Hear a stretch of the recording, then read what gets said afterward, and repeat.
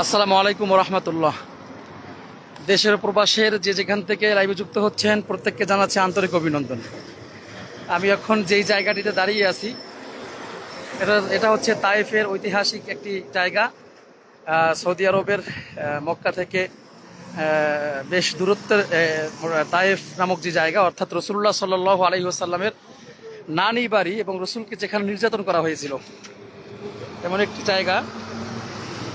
সেই জায়গার মধ্যে भाई साहब भाई साहब भाई साहब अच्छा किधर से आओ क्यों हमें भी गिराते हो ठीक है काम करते हो এটা হচ্ছে রসুল সাল্লাল্লাহু আলাইহি সাল্লাম এই জায়গাটিতে নামাজ পড়েছেন এই জন্য ঐতিহাসিকভাবে এই জায়গাটিকে সংরক্ষণ করে একটা পাথর দিয়ে মসজিদের মতো করে একটা স্মৃতি হিসেবে রেখে দেওয়া হয়েছে।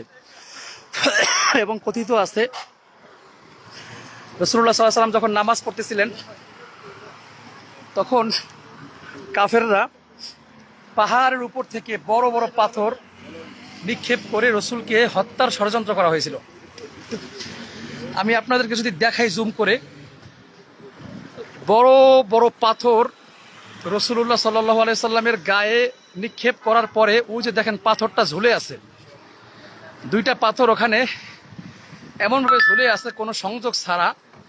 আমি মনে হয় আপনাদেরকে মোটামুটি দেখাতে পেরেছি। ওই যে ছোট্ট একটা, অর্থাৎ বড় একটা দুইটা পাথরকে ছোট্ট 1-2 কেজি ওজনের একটা পাথর তাকে আটকে দিয়েছে। ওই যে দেখেন এই যে এই জায়গাটাতে আটকে দিয়েছে, অর্থাৎ আল্লাহ তার রসুলকে এখান থেকে হেফাজত করেছেন। এবং এইটাকে বলা হয় পুরীর বাড়ি। এখানেই সেই পুরীর বাড়ি যেটা কথিত আছে, মানুষ মুখে লোকমুখে যারা শুনতে পাই আমরা, বুড়ির বাড়ি, এখানেই সেই বুড়ির বাড়ি। আমরা আজকে মোটামুটি জিয়ারাতে এসেছি। তায়েফের যে জায়গাগুলো দেখেছি আমরা, অর্থাৎ রসুল্লাহ সাল্লাল্লাহু আলাইহি সাল্লামকে তায়েফের যেই জায়গায় রসুলকে রক্তাক্ত করা হয়েছিল সেই জায়গাটি দেখেছি আমরা, ঐতিহাসিক সেই জায়গা।